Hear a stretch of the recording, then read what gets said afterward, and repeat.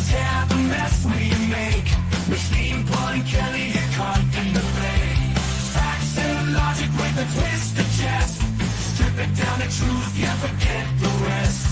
Humor blows the lies right out of the park. Look beyond the shadows that set the dark. Sparks of laughter fire up the night, bringing clarity where they blur the fight. Cut through the chaos, yeah, the tangled lies. Steve Pun Kelly with the sand clear eyes. Truths and jokes gonna rock this show. Step into light where the real facts glow.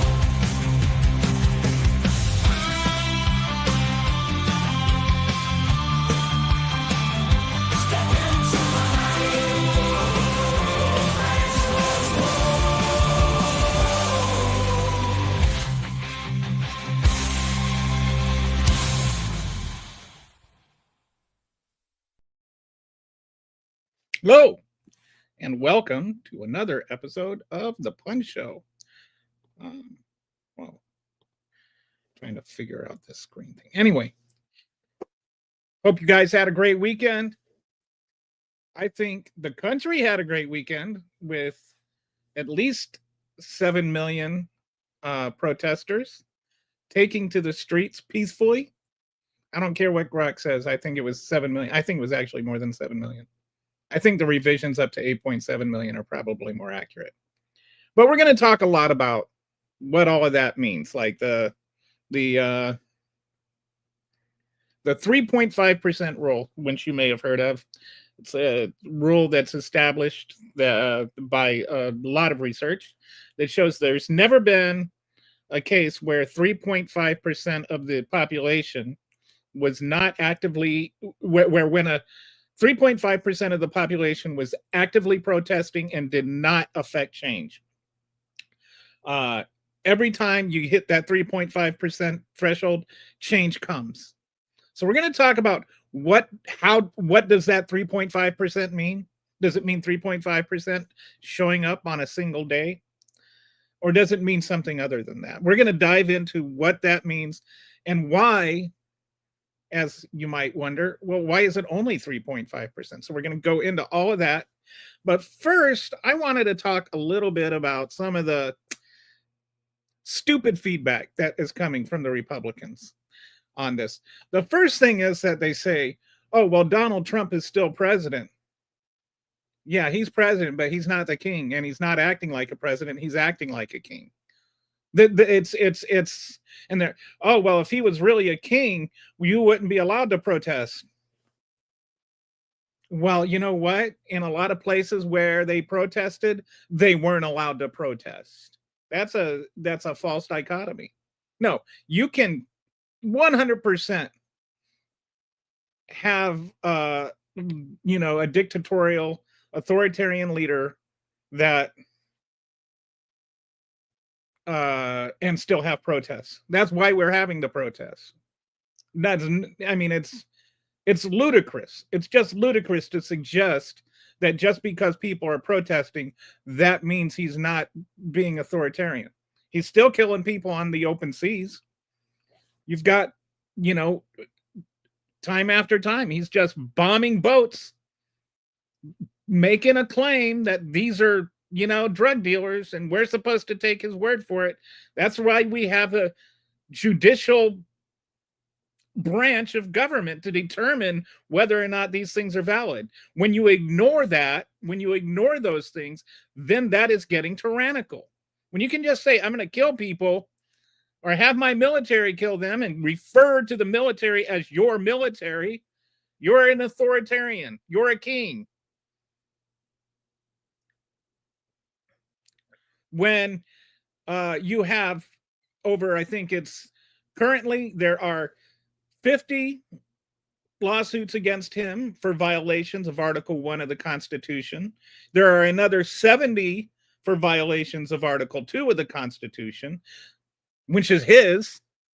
And then there are another 50. So 50 for Article 1, 70 for Article 2, another 50 for the judicial branch. Then, on top of all of that, there's another 120 over the separation of powers. So Altogether, you're talking about around 500 lawsuits just regarding the Constitution. He has violated the First Amendment. He's violated the the freedom of the press by leveraging the federal branch of government against media owners if they don't fire people or settle lawsuits. He's violated the right now, a lot of people that are not Christians are having their freedom of religion violated. He's got people being fired or prosecuted for things they said that he doesn't like. He wanted to have a RICO Act violation against people for jeering him, not cheering, jeering him in a restaurant. That's a violation of the First Amendment. He's violated the Third Amendment. Now that's a joke because like the ICE, they can't get they can't use the restrooms. So you never thought the Third Amendment would matter to you, but it does. The Third Amendment, by the way, is the one that says that you you can deny military quarters. He's violated the Fourth Amendment with due process laws. He's violated the Fifth Amendment. He's violated the Sixth Amendment. He's violated the 10th Amendment with the states' rights and sending in the National Guard against the governor's wishes. He's violated the 14th Amendment.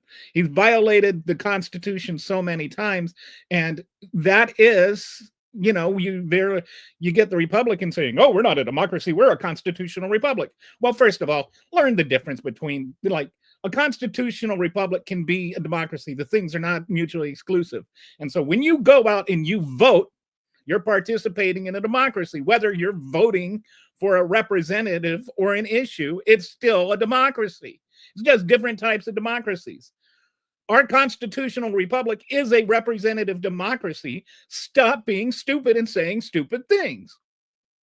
Okay. So that's number one, is like this false dichotomy that because we're allowed to protest doesn't mean we don't have a reason to protest. Like, what are we supposed to do? Wait until he takes away that right too? He's already on his way. He's already asked to shoot protesters. He's already shutting them down in states like California and DC. So yeah, I'm sorry. He was elected. True. So were the Nazis. And then they appointed Hitler. So was Mussolini. It's not like in the annals of world history, we haven't had tyrannical leaders and fascist leaders get elected. That's how they start. And then they start taking away the institutions and imposing themselves as dictators. It's a transitorial issue. It's not an event. And that is exactly what the Republicans are doing right now by stripping away our rights one by one and propping up this orange clown makeup, clown brained,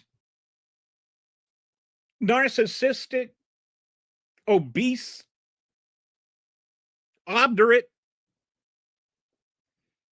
decadent Caligula wannabe. So yeah, I'm sorry if it offends you that I call Donald Trump a king, because he wants to be one. He wants to be one so bad that he was posting these AI videos of himself as a king. He wants to be one so bad, he's like pretending to fly airplanes and dump poop on American cities. Whatever. I don't even know what all that was about. But yeah. So first of all, get out of here with your false dichotomy or your, no true Scotsman type fallacies. Nah. We can have a protest against a wannabe king and still have a wannabe king at the same time. I know that's possible because that is exactly what happened. So you can't look at something that actually happened and tell me it can't happen. Okay, so that's, you know, but beyond that, I want to get into this rhetoric around the No Kings protests ahead of the protests. Oh, sorry, Smoke. Smoke and Mirrors, Imagine Dragons.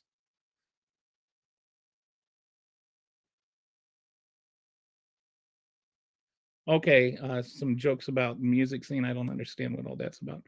The U.S. government is closed, however, because the information is.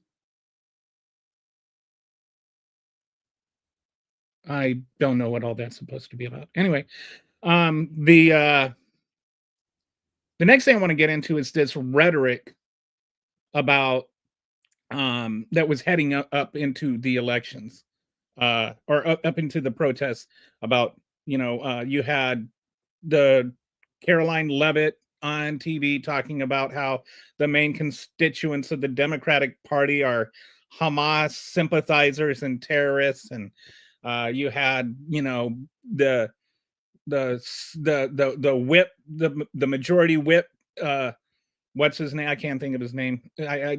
I'm terrible with names already, but especially some things you just better off forgetting.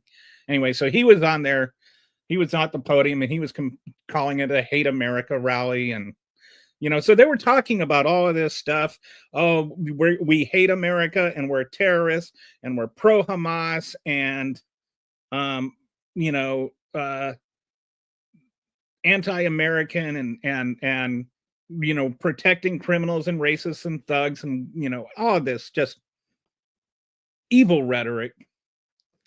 And so what happened is there weren't arrests of protesters. Especially there were, I think, so I tried to find every actual case I could, and there were maybe like around 30 arrests around the protests, and there was a few protesters in Portland, whether it was one or two, I'm not sure what the tally was there. There was some confusion. Some people were reporting it one way and some reporting it the other. But, I think it was like one arrest and then one person detained in Portland. But that was like an ICE facility that was like an adjacent protest. It wasn't actually part of the No Kings protest. And then there was another, I think there was maybe some more arrests along the same lines with the ICE facility in Chicago, and then there was there were some people that were broke off from the main rally, like a dozen in Denver. And they were like walking across this bridge, and then the police told them to disperse. They didn't disperse.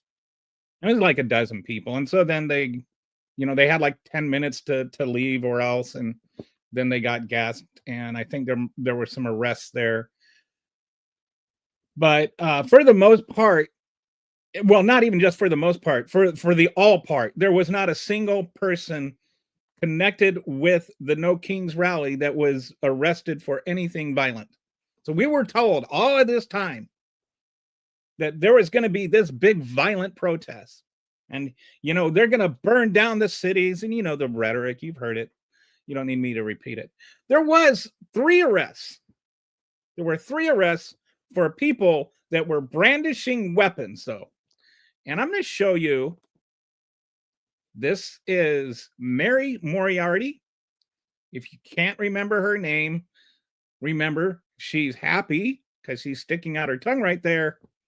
And, like James Moriarty of Sherlock Holmes fame. So her name is Mary Moriarty, although she is apparently not a criminal genius like her namesake is. She looks like she's about as smart as the average Trump voter, as indicated by the t-shirt she is wearing, a Trump t-shirt. So yeah, isn't it interesting that the closest thing to terrorism that happened was from a Trump supporter? It wasn't just one of them. There's at least 3 I can find. There was another one that was in Kent. The guy was pushing a girl and pulled out a gun, and a bunch of protesters jumped on his back and held him down until the police came and arrested him.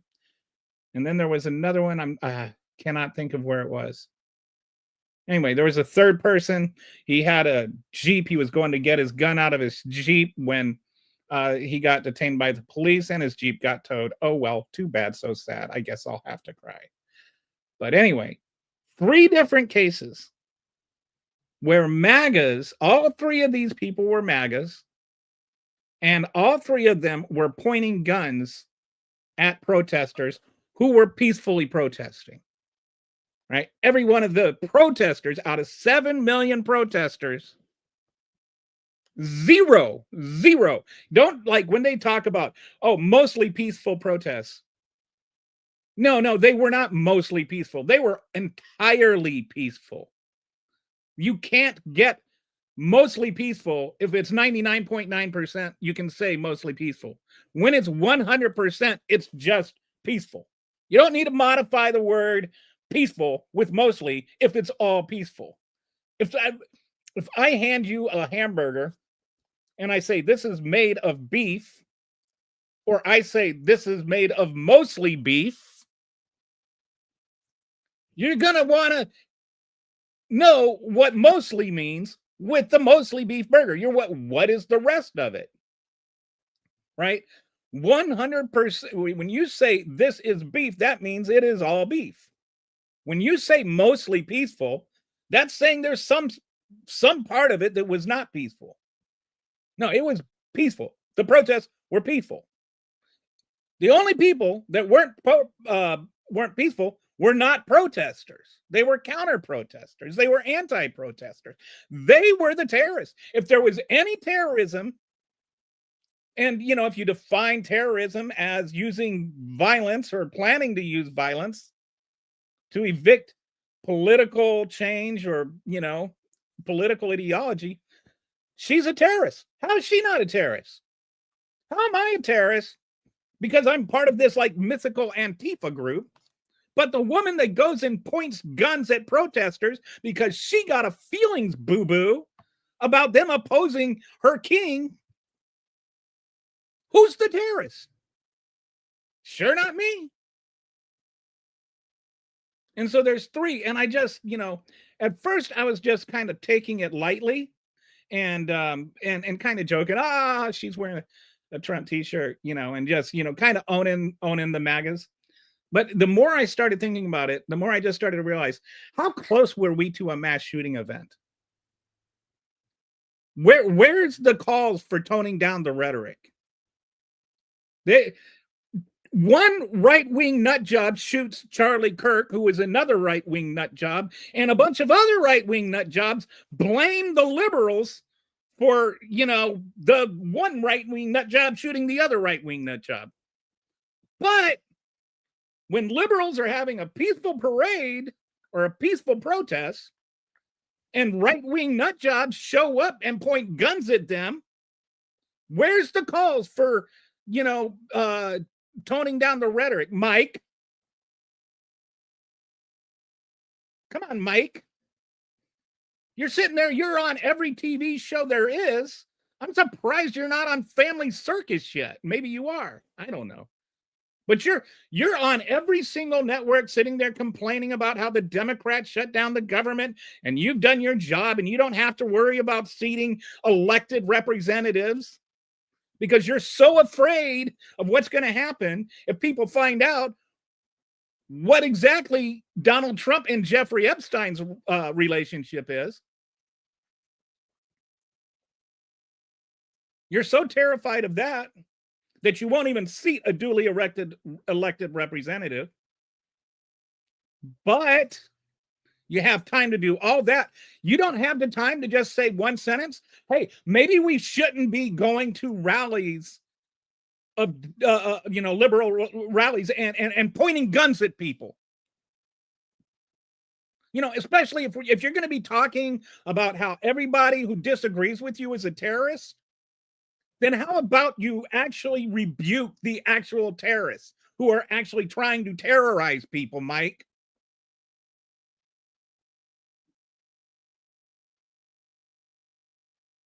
He's so smug. Anybody else got a problem with that? Anyway. Yeah, there was a guy in Detroit that was okay. I didn't hear about this one. It's hard to keep up, or it's hard to find them because they like get buried down in the news cycles.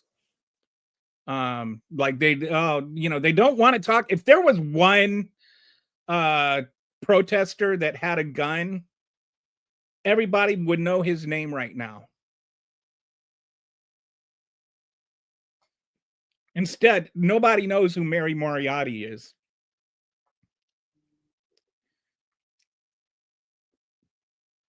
But this is where we're at. Where are the Republicans calling to tone down the rhetoric? And they can only surmise one thing: they don't want the rhetoric toned down because they like it. They want somebody to get killed, because as soon as somebody gets killed, they're going to blame it on the liberals. And then they're just going to use that as an excuse to drum out more military. So I don't want to seem hyperbolic here, but this is why we have to have these no kings movements, because what they are doing is institutionalizing a king.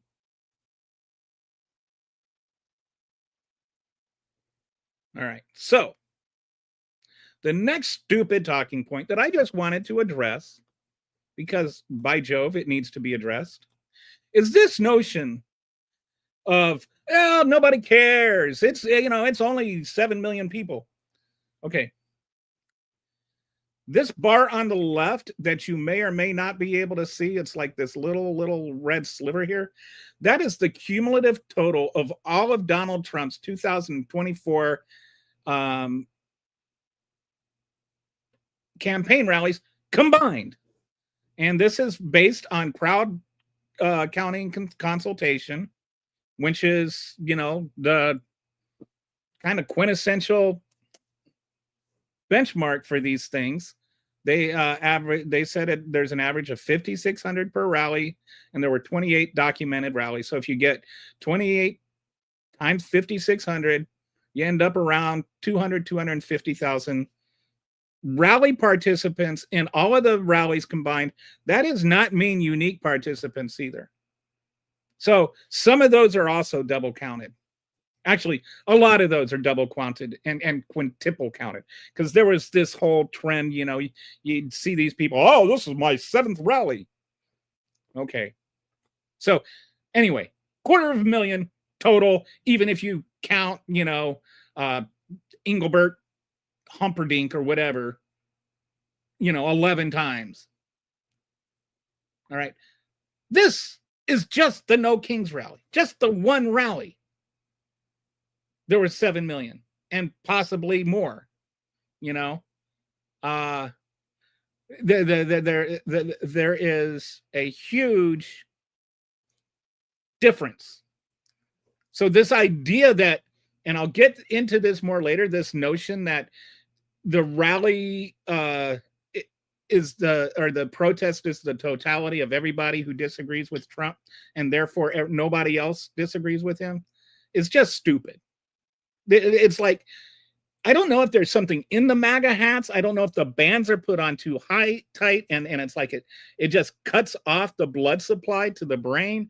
I don't know what goes on, but it's like the moment they flip on that MAGA switch, it's like they turn off their brain. I know people that have PhDs that are MAGAs, and you can talk to them about anything else and they're smart. Start talking about politics and boom, there goes the lights, and boom, we're in darkness. They turn off their brains. They just dive into a pool of stupid that is like oceanic in its depth. So anyway,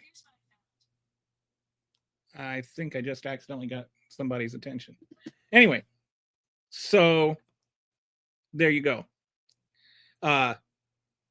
Just a tad more at the protest than all of Trump's rallies combined for the entire 2024 election cycle. So that's a bit of a difference.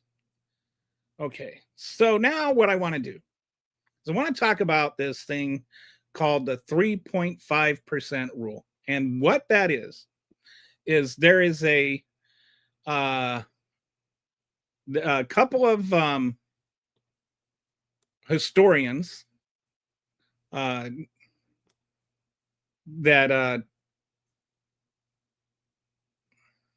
looked into they looked at 332 protests, and they it's called the tipping point. Why the 3.5% tipping point, and their names were Erica Chenoweth and Maria Stephen. And they looked at over 300 political movements, not 300 protests, 300 political movements throughout history, like since 1900, I want to say. And they looked at what succeeded and what didn't succeed. When does a political movement work? And what they found is, first of all, nonviolent protests are twice as effective as violent protests.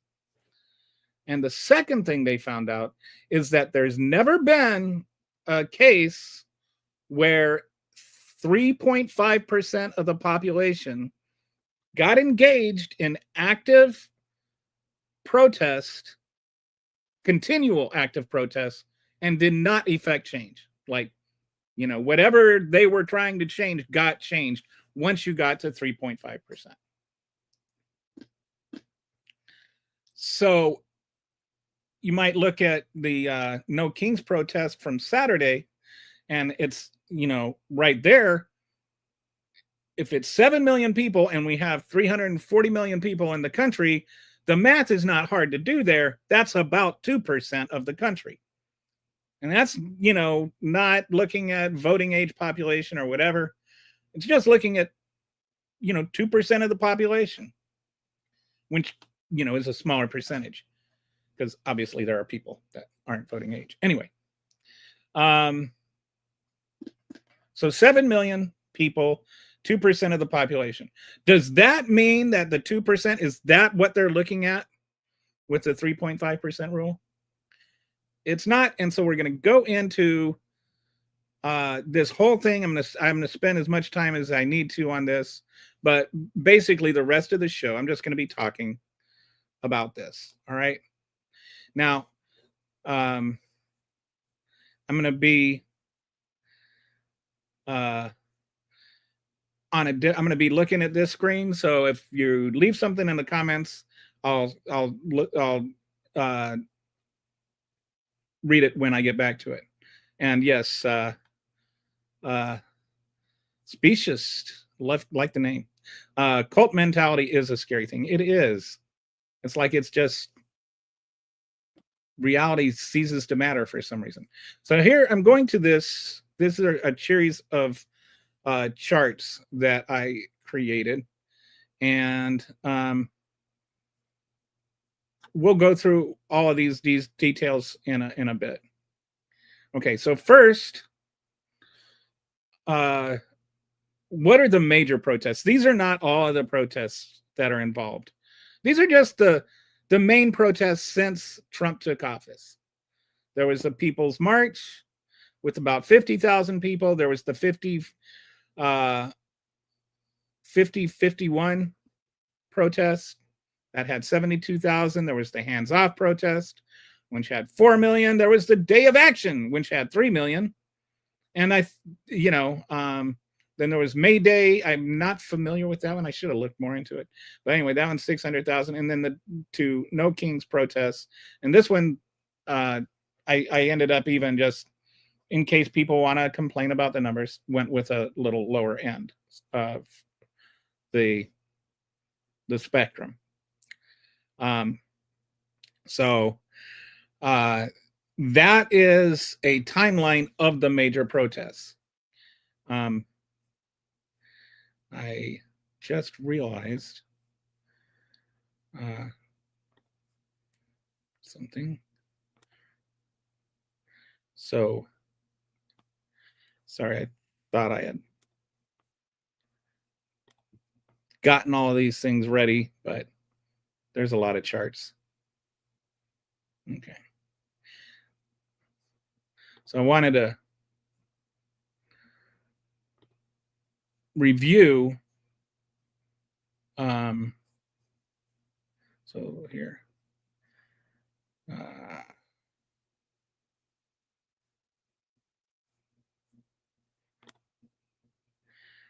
All right. At least I'm not live or anything, right? I'm not just sitting here. Okay. So this is a comparison of 2017 versus 2025. This is number of protests. This is not number of protesters. All right. And the number of protests, and like some of these does not mean like this one is, like these ones that are 3,000. That's like the No Kings protest, or the hands off protest, where you had multiple protests across the country at the same time. So these are not 3,000 individual protests. This is like No Kings consisted of, almost 3,000 protests across the country. But what I want to do is just compare. There is a difference in energy and in quantity with 2017. In 2017, it started strong and then it waned, right? It wasn't building momentum. But with this protest, it's building. And this is only counting like the major protests. This is not counting, if you watch Rachel Maddow at all, she covers this a lot. Just town after town, city after city. There are these unrelated protests that go on like almost every single day, every single weekend across the country. This is not counting those protests. So when you talk about sustained protest activity, you have to include those too, but that's not in the numbers. I looked for the numbers. I cannot find the numbers. There's no tracking method for it. But there are millions of people that are protesting against Donald Trump's tyranny on a consistent basis. And it's not just a few, it's thousands of protests. And it's not just Saturday that it happened. It's every week, every day, people are protesting against Donald Trump's fiefdom. So here, I just want to show the difference in both volume and consistency. Okay. So now let me go back to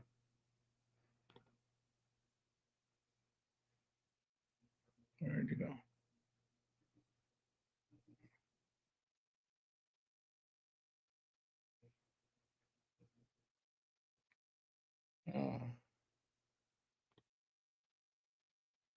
So that we'll go back here now. All right. These are, I'll have a Substack published in a bit. I tried to write, I had it all done writing, but there was some issues with publishing. It might be related to the Amazon, but I couldn't publish on Substack this morning. So now let's take a look at cumulative participation, because this is where you start to go, okay, I'm starting to understand now why this is a big deal. Okay. You'll have some people that participated in June at that No Kings parade, but did not participate in the most recent, or in Saturday's No Kings parade. You'll also have people that participated in, participated in both. I'm sorry, trying to find my brain here. So you'll have people that participated in one protest or another protest. You'll also have people that protested in multiple protests, and you'll have some people who aren't even counted. And we'll get to that in a moment. But right now, if you just were to take and try to estimate, like the crossover and the overlap at all of the protests, we actually hit 3.5% is about 12.7 million people. And we hit that landmark way back in June with the first No Kings parade. Now we're up to 18.7 million. That's getting closer. We're closer to 6% than 3.5% now, because it's a cumulative effect. It's not just a one-time thing. This is not just like a one-day event. That's not what they mean by 3.5%. They mean sustained. I think they define it as sustained protest activity. So there are also, you can argue there are some people that just went out on a Saturday and protested because they thought it would be a fun thing to do with their Saturday. Not quite sure why anybody would do that. But even if you say 1/3 of these people were just protesting for kicks, we're still over the threshold. So that's interesting. Okay.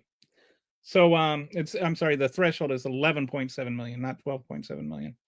I don't know why. Oh, that's because that's total participants. But yeah, so sorry for that. You get my gist, right? That this is not just what happened on one day. This is what has been building ever since Trump was inaugurated. And you see it's growing faster. It's not waning. It's building steam. We're a snowball going downhill. We're getting bigger, not smaller. And so then you might say, well, even then, 78 million people or whatever it was voted for Trump. That's valid. And I'm also, because I just see so many of this stupid argument. Nobody's saying he's not elected. Nobody's saying he's not president. What we're saying is that he's abusing his power. And some of you are arguing and letting him. So there's something else that, actually, you know what? I forgot to. So this is in terms of a percent of the population that participated in each rally. Just in case you're interested. But I kind of missed my chance to talk about that. So now we're going to talk about the sympathizers. And sympathizers means there are a lot of people that can protest, or that did not protest but agree with the protesters. You can't just assume everybody that disagreed with the protest didn't, or everybody that didn't go to the protest didn't agree with it, because that's just dumb. I mean, I pointed out 1 in 50 people protested on Saturday, and we have, well, that means the other 49 are for Trump, and it's like, your MAGA hat's on too tight. No, that is not what it means. In fact, it means kind of the opposite. There are various reasons that people do not show up to protest. Some don't have the means, some don't have the health, and some people are afraid. And especially when you've got people that are they're not here illegally, but maybe their dad is, maybe they're in a split home. And you've got all this stuff going on about facial recognition software and how people are going to be identified. And, you don't want to go to the protest to protect your dad from being deported. And then as a result of your going, having your face run through all this facial recognition software, and then people showing up to your dad's house to arrest him because you protested. So there are some people that don't go because they can't go. They don't have the money. Some people that don't go because they don't have the health. And some people don't go because they're afraid of protesting, because this is what tyrants do, right? They try to intimidate. Yeah, and you had all kinds of talk about, we're going to be terrorists, and the National Guard is going to be ready. Greg Abbott had the National Guard ready to go in Austin. I wonder what Ron DeSantis seemed to miss the boat on this one. Didn't he get the memo that we're all supposed to? Anyway, he could have shown up in his white boots and acted like a military guy. Maybe he did something, and I don't know. Anyway, it's like a right-wing nut job competition. So they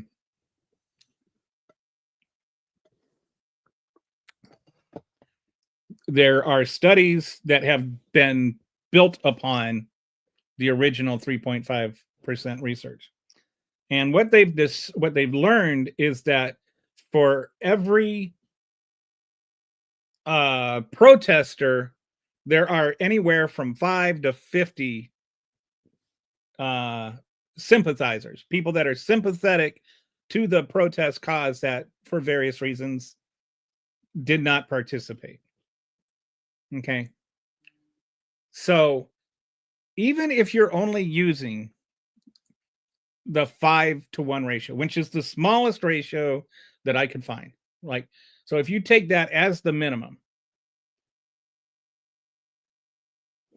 then you're talking about just at yesterday's or in Saturday's protest, that's 30 million just from the one protest that they represented. The 5 million that protested, and then the 25 million sympathizers. But again, that's just the one protest. That's not the sustained protest. That's just the one day. If you look at going back and you look at the cumulative effect, well, then you get to really realize something. Okay.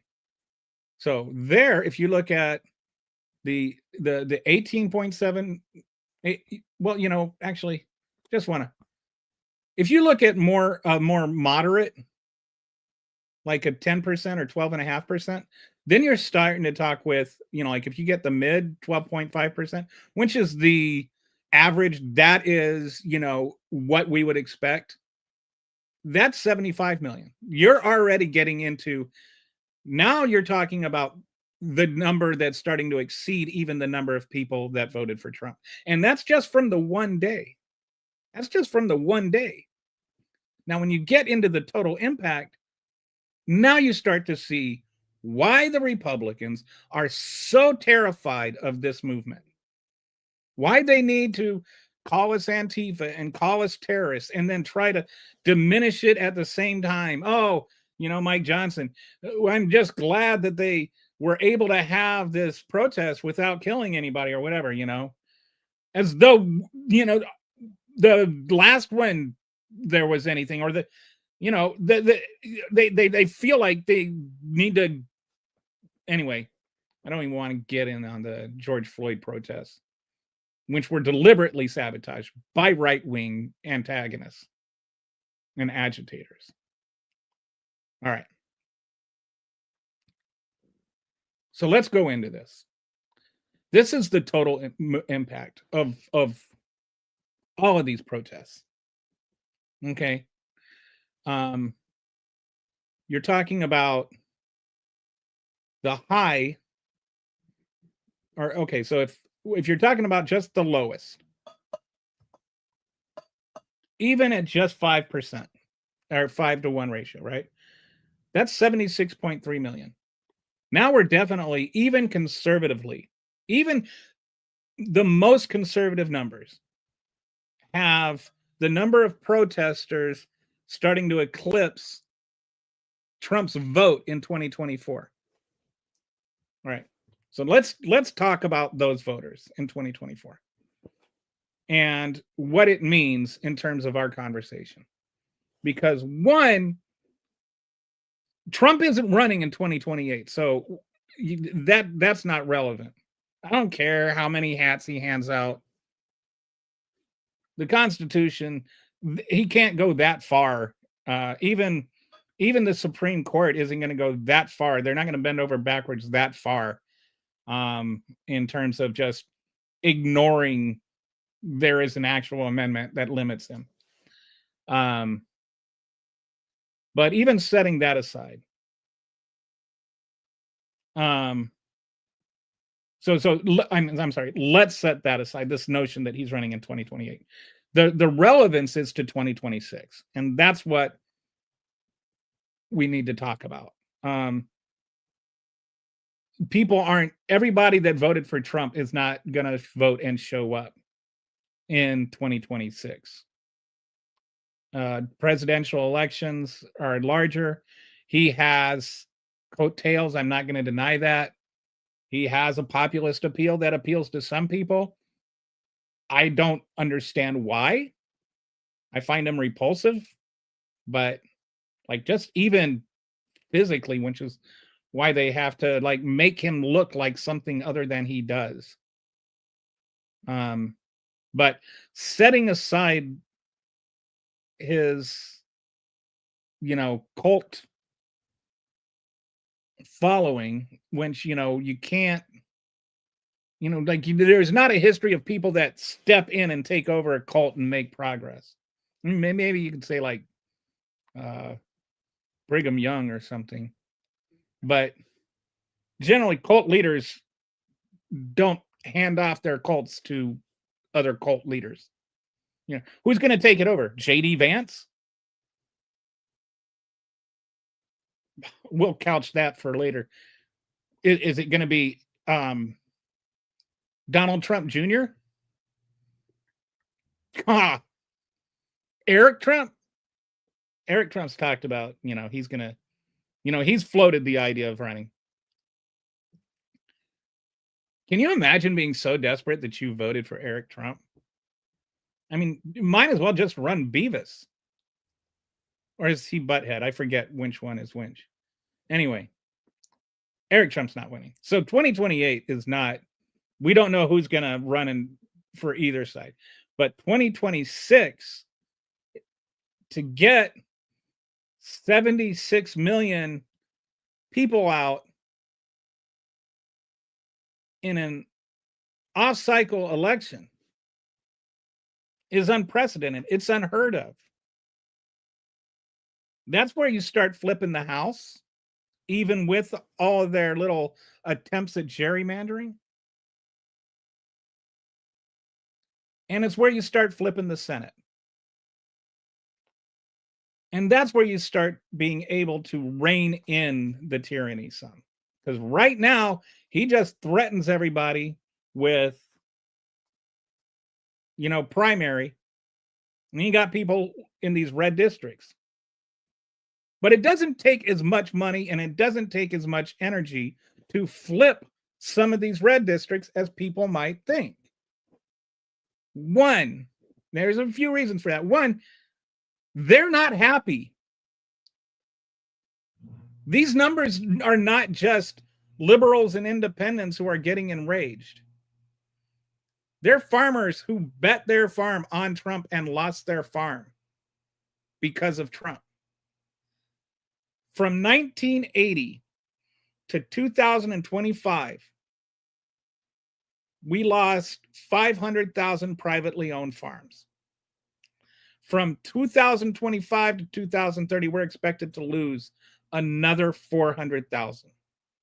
And those privately owned farms are going to be bought up by corporate farms. And there's reasons for that. Tariffs are hitting these farmers hard.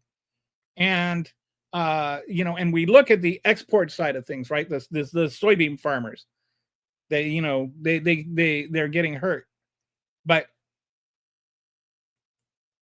actually the soybean farmers, for all the attention they've gotten, are actually some of the ones the best off.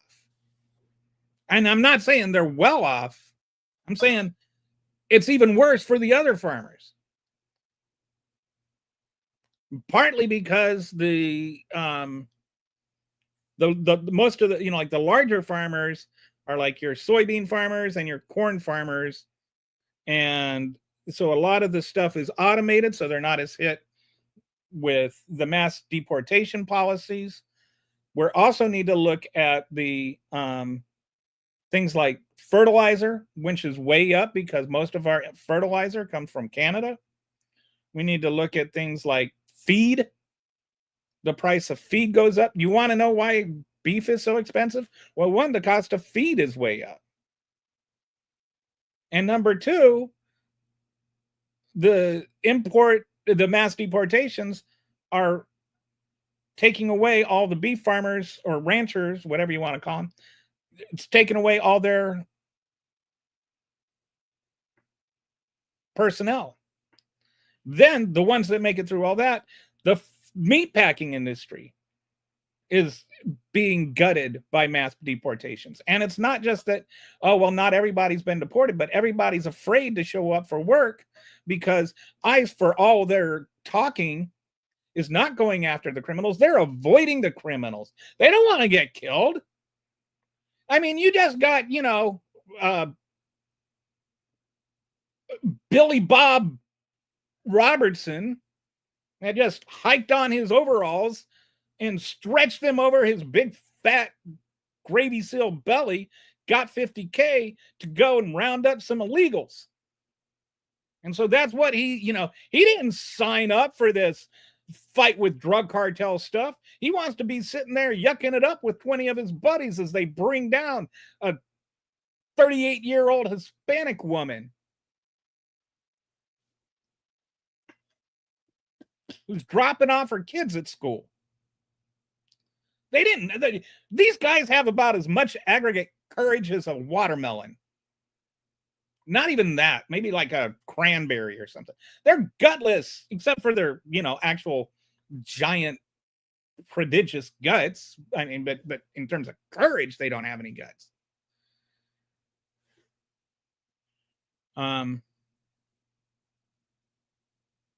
So, sorry, I don't know who this guy is or what. No, I don't think Trump will dissolve Congress. I think Trump is.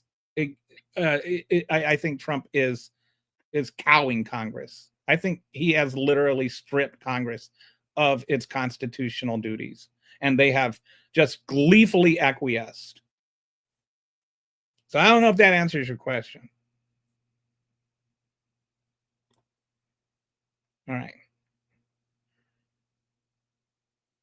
So that's, Donald Trump. Sorry, I got distracted by okay, so now let's look at what the cumulative protest and sympathizers comes out to. This is where you really start going,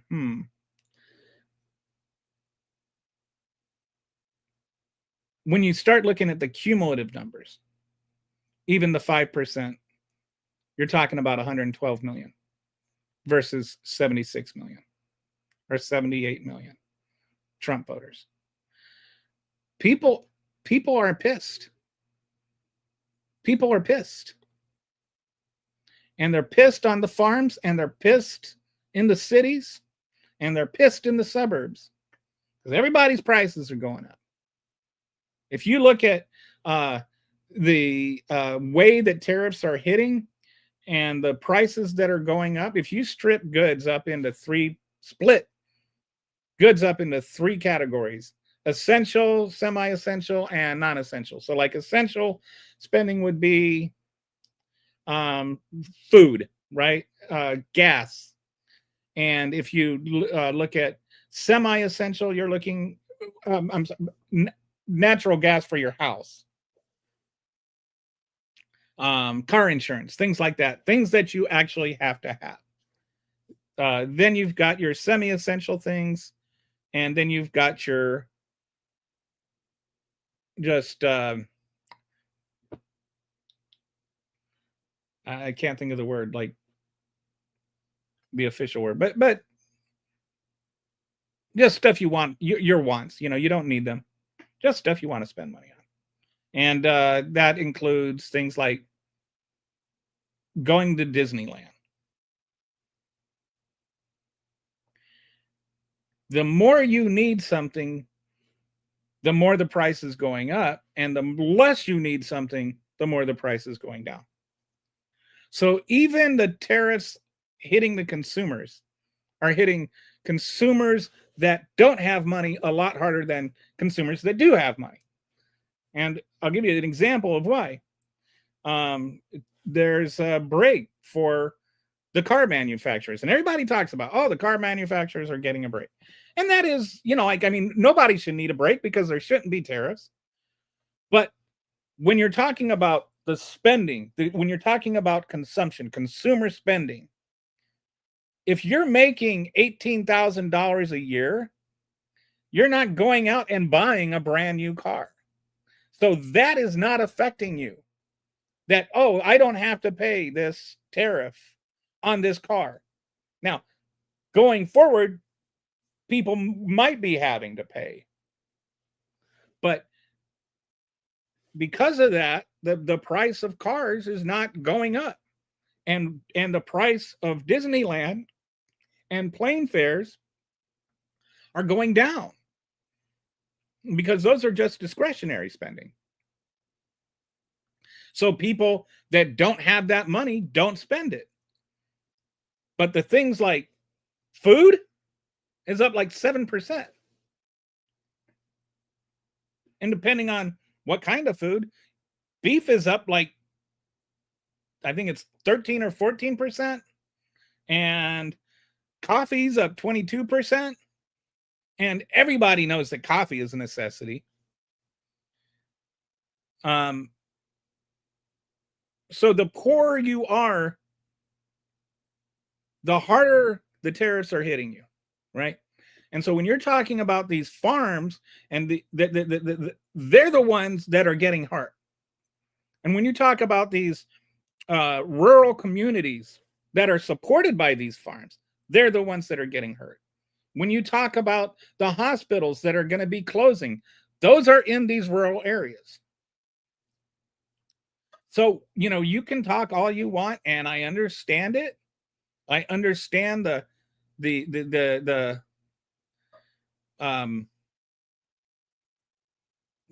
glee that comes from watching the leopard eat the farmer's face that, he voted for. I get it. But that doesn't mean they're going to go back in 2026, hopefully, and vote for the same people again. They are starting to turn. I'm not saying they're turning overwhelmingly, but they don't need to turn overwhelmingly. The Republicans act like there was just this massive, overwhelming mandate. There wasn't.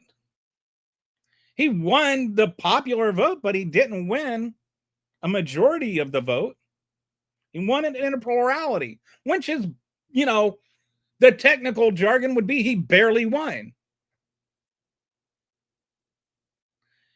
It is not like, oh, well, all the bellwether counties went back and forth. Well, that's what happens. That's, when these razor thin elections, things go back and forth. It's just normal. But if they go back and forth, that means they can come back again. We don't need 25 million people to change the tide. We only need like 1 million. If 1 million Republicans change their mind, we would win this next election in a landslide. And I don't mean the presidential. I mean, we would win back the House. We would win back the Senate. And that would mean we could win back protection of our country from the tyrant. I don't know if we're going to get enough to impeach him and convict him, but we can at least get enough to stop enabling him. And that's a really, really significant thing. We are right now building up a movement that can win back the Congress and can win back the Senate. And that's all we can do right now. That's all we can do right now. But that's a lot. That's a lot.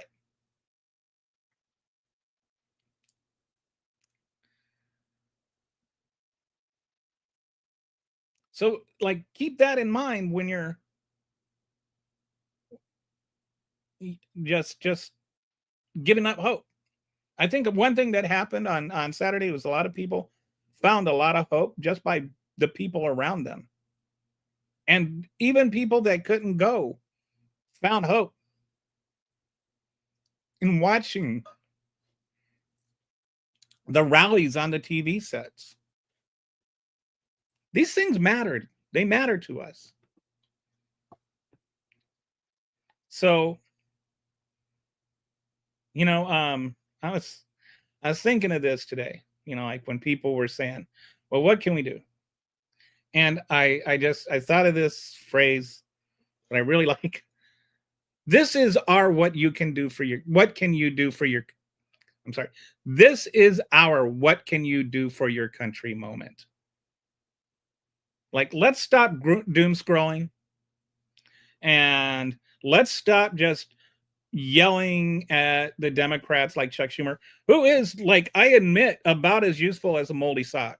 I'm not defending Chuck Schumer, but me complaining about Chuck Schumer accomplishes exactly as much as me defending Chuck Schumer, which is to say, not a darn thing. All right. We need to start looking forward and stop looking backwards. We need to start looking at solutions and not just looking at problems.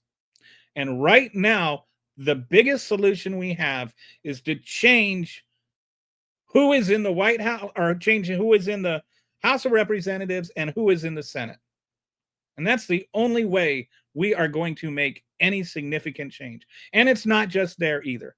If you live in a state like I do, like Texas, change who's in your state legislature, change who's in your state Senate. Be active, be mobile, be positive. Be aware that if you do things, you can change things. We need to believe in ourselves again and stop believing that we've lost before we've even started. We can win. We can. We've done it before. As a matter of fact, if you go back to 1988, George Bush won the popular vote in 1988. From then on, since then, we've only had one Republican win the majority of the vote. And he did it in his second term after the closest election in American history. So if he had not won that, he would not have won in 2004. So this notion, this ridiculous, silly notion that we can't change things back just because we lost by razor thin margins in 2024, that's self-defeatist. Why let the Republicans, why do the Republicans work for them? Why let them just win without having to fight? Everybody says don't obey in advance. I say don't surrender in advance. But do it peacefully. Like I said, 2-1. You're twice as likely to succeed if we do this peacefully. So I'm all for peaceful protests, not for violent protests. Just got to say that for Mike Johnson. Like, we can do more. We can be better. And if you don't like anybody that's running, consider running. And if you don't like anybody that's running and you can't run, recruit somebody. Like, we need to stop looking at the Democratic Party for leadership, and we need to become a grassroots movement. You don't change grassroots movements from the sky down. You change them from the grass up. That's why they're called grassroots. You change them from the ground up. That's why they're called grassroots movements, because they start at the ground. So don't look at the, Senate minority leader. Look at your neighbor. Look at your VOA or your VFW. Look at your neighborhood church or, the people around you. What can you do to change where you are? Whether you're in a big city like Chicago or a little tiny town like Elgin. What can you do to make change? What can you do to effectuate change? We need to start looking at what can our government do for us, and we need to start doing what can we do for our country. This is our moment.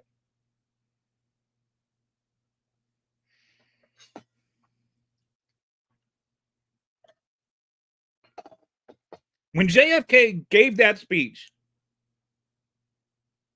he motivated a nation.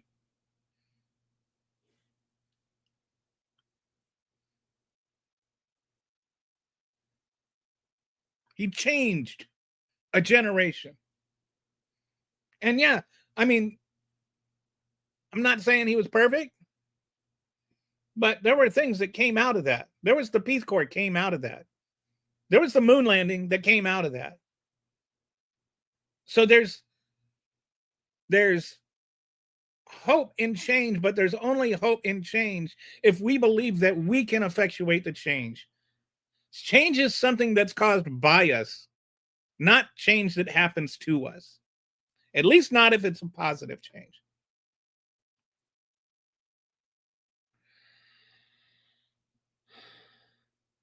So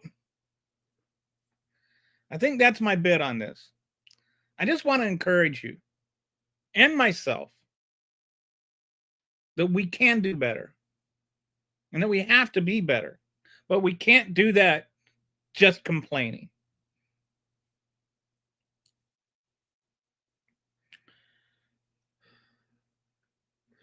So anyway, that is today's show. Thanks for watching.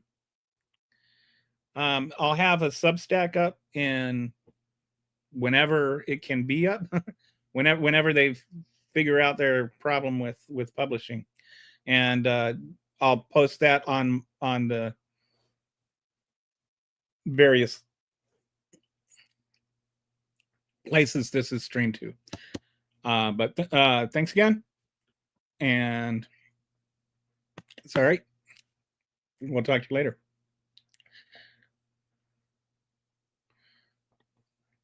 We should be the change we want in the world. Amen. Great way to sign off.